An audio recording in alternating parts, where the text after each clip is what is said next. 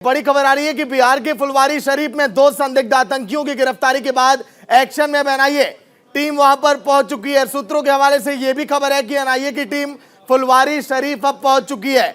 जिन 2 संदिग्धों को गिरफ्तार किया गया उनके तार पीएफआई से जुड़े हुए हैं। सबसे बड़ी बात यह है कि ये लोग भारत को इस्लामिक राष्ट्र बनाने के मिशन के तहत काम करने में लगे हुए थे। ये लोग प्रशिक्षण के बहाने सिमी के पुराने सदस्यों को एकजुट भी करने में लगे थे। आतंकियों की तस्वीर आप देखिए। जिन 2 संदिग्धों को गिरफ्तार किया गया, जलालुद्दीन खान और अतहर परवेज, जिनको गिरफ्तार किया गया, भारत को 2047 तक इस्लामिक राष्ट्र बनाने का इनका मिशन था। इनका जो ये इंडिया विजन 2047 है, towards rule of Islam in India, internal document not for circulation, ये बांटने के लिए नहीं है। ये लोग गुप्त रूप से इसको करते हैं। Popular front of India is confident that even if 10% of the total Muslim population rally behind it, अगर पूरी मुस्लिम जनसंख्या का 10% भी पीएफआई के साथ आ जाता है, PFI would subjugate the coward majority community. उसके बाद पीएफआई जो बहुसंख्यक कमजोर और डरपोक समुदाय है उसको उनके घुटने पे लाएगी and bring back the glory, और इनको इस्लाम में दाखिल कराए। ये लोग पीएफआई और एसडीपीआई की आड़ में टेररिस्ट एक्टिविटीज में इन्वॉल्व होने के हमें प्रमाण मिले हैं। क्या कुछ पता चला सर, कहीं से कोई ट्रेनिंग लिए हैं ये लोग जाकर पहले से पूर्व से? अभी इस पे बहुत जल्दी होगी कुछ कहना। हम लोग इसको वेरीफाई कर रहे हैं। का बैंड है? नहीं, पीएफआई और एसडीपीआई फिलहाल बैन नहीं है बिहार में। लेकिन पीएफआई और एसडीपीआई का अगर वहां ऑफिस चलता तो निश्चित रूप से किसी भी पॉलिटिकल पार्टी का बैनर होता है, वो नहीं था। तो पीएफआई और एसडीपीआई की आड़ में पॉलिटिकल पार्टी के आड़ में लोग ऑफिस जो है कब लिए थे? जो हमें एग्रीमेंट मिला है उसके हिसाब से 2 महीने पहले 2 महीने पहले लिया है। पाकिस्तान से भी कुछ तार इनका जुड़ा है, इस तरह का कुछ प्रमाण मिल पाए?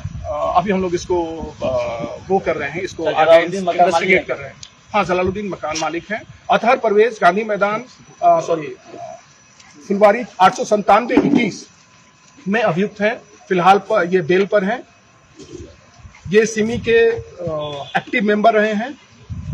इन्होंने फंड रेज किया है। देखिए, अभी उस मामले में हम आपको बता दें कि पटना के शहरी इलाके में फुलवारी शरीफ थाना क्षेत्र में एक कांड दर्ज किया गया है। उस कांड के अंतर्गत गंभीर धाराओं में हम लोगों ने कांड दर्ज किया है। 2 व्यक्ति गिरफ्तार हुए हैं, उनसे गहन पूछताछ की जा रही है और पुलिस की अलग अलग टीम भी उनसे पूछताछ कर रही है। उनके पास में पोस्टर, बैनर, दस्तावेज, पीएफआई के डॉक्यूमेंट्स, मोबाइल फ़ोन इत्यादि बहुत सामग्री बरामद हुई है, उनका भी अध्ययन किया जा रहा है।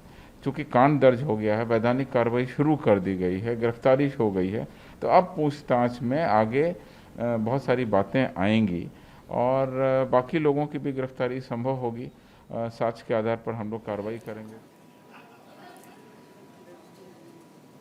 तो सहयोगी गौरव मिश्रा लाइव जुड़ गए हैं पूरी जानकारी के साथ। गौरव, जिस तरह से इनका मिशन 2047 था, इनके मंसूबों पर तो पानी फिर गया, लेकिन कई ऐसे और भी लोग अभी देखिए एक्टिव हैं। मुझे लगता है देश भर के अंदर जांच का दायरा बढ़ा देना चाहिए। देखिए, अगर हम ये कहें मंसूबों पर पानी फिर गया तो अभी ये कहना मुनासिब नहीं होगा, क्योंकि लगातार एनआईए के टारगेट पे जो राज्य हैं, खास करके अब जो खबर आ रही है, अगर मैं बात करूं केरल से भी कुछ लड़के जो थे वो इनके साथ कनेक्ट थे और केरल के भी लड़के जो है वो फुलवारी शरीफ में पहुंच करके ट्रेनिंग कैंप में जाकर के ट्रेनिंग लेने की तैयारी में थे। इसके अलावा अगर इसकी बात करूँ, जो सिमी से इसके तार जुड़े नजर आ रहे हैं दोनों ही आतंकियों के, इसमें बड़ा स्पष्ट मैं कर देना चाहता हूं, क्योंकि सिमी एक ऐसा संगठन है जो अपने स्लीपर सेल हर जगह पर बहुत बखूबी ट्रेनिंग के साथ जो है वो स्टेब्लिश करके रखता है और समय आने पर बड़ी घटनाओं को अंजाम देने का काम करता है। इसके अलावा अगर हम बात करें पीएफआई की, तो पीएफआई वैसे भी प्रतिबंधित संगठन है। बहुत सारे कंट्रीज में पीएफआई को प्रतिबंधित कर दिया है, लेकिन क्योंकि पीएफआई की जो गतिविधियां हैं वो आतंकवाद विरोधी गतिविधियां हैं और जिस तरीके से आतंकवाद के लिए जो तैयारी पीएफआई करता, जो उसको फंडिंग की जाती है, अब उस फंडिंग पर भी एनआईए जांच कर रही है। क्योंकि जिस तरीके से प्रधानमंत्री नरेंद्र मोदी का जो पूरा कार्यक्रम कार्यक्रम बिहार के अंदर था और उस पूरे कार्यक्रम की अगर आप देखिए जब रूपरेखा तैयार की जा रही थी तो एक हफ्ते पहले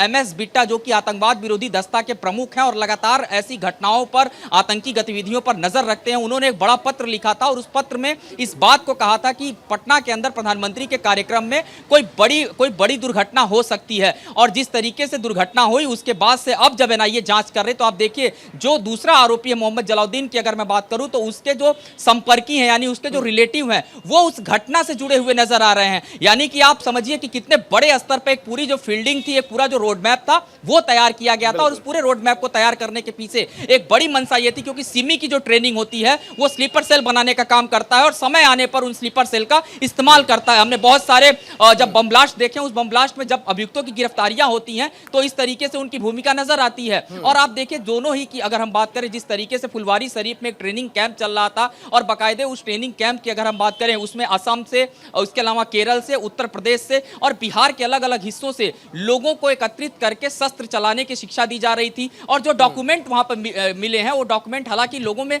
सर्कुलेट नहीं किए अच्छा, लेकिन देखिए गौरव 12 तारीख को PM नरेंद्र मोदी का बिहार का दौरा था, 11 तारीख को इनके पकड़े जाने की खबर सामने आई, लेकिन पुलिस अभी खामोश है। पुलिस कुछ भी बोलने से देखिए बच रही है कि क्या वाकई में इनके निशाने पर PM भी थे, इस बात का खुलासा नहीं हो पा रहा है।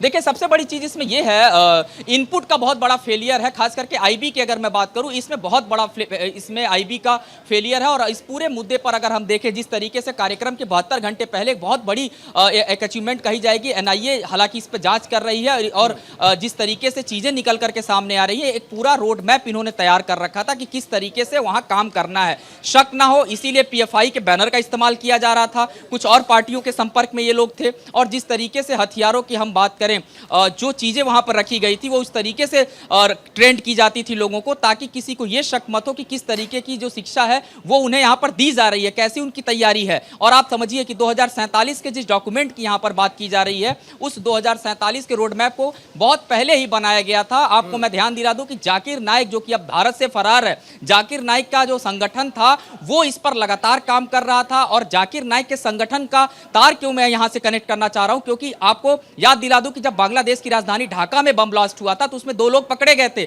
NIA जब उनसे पूछताछ कर रहा था तो उन्होंने जाकिर को अपना रोल मॉडल बताया था और इस्लामिक राष्ट्र बनाने की बात जो है वो की गई थी और उसमें भी उनको बाकायदे ट्रेंड किया गया था। तो ये तमाम लोगों को ट्रेंड किया जाता है और ट्रेंड करने के बाद से उनको तय समय पर जिस तरीके से रिएक्ट करना होता है वो रिएक्ट करने की बात की जाती है। हालांकि इस पूरे इन्वेस्टिगेशन का दायरा धीरे धीरे बढ़ेगा। लोकल पुलिस इसलिए इसमें कुछ नहीं बोल पा रही है क्योंकि उनके पास जो इनपुट्स थे वो बहुत कमजोर इनपुट्स थे, लेकिन चूंकि अब इसमें NIA खुद जांच कर रही है और केरल की अगर बात करें तो केरल के अंदर PFI के जो तार है वो बहुत ज्यादा स्टेब्लिश है, बहुत स्ट्रांग है। तो केरल के अंदर भी जांच का दायरा जो है वो बढ़ेगा और जाहिर सी बात है इनको फंडिंग कौन कर रहा था, इनको तमाम चीजें मुहैया कौन करा रहा था, इस पर बातचीत की जाएगी। 2047 के रोड मैप की जो प्रक्रिया इन्होंने तैयार की थी वो सिर्फ डॉक्यूमेंट इनके पास इंटरनल तरीके से ये रखे थे, इन्होंने उसको कहीं सर्कुलेट नहीं किया था।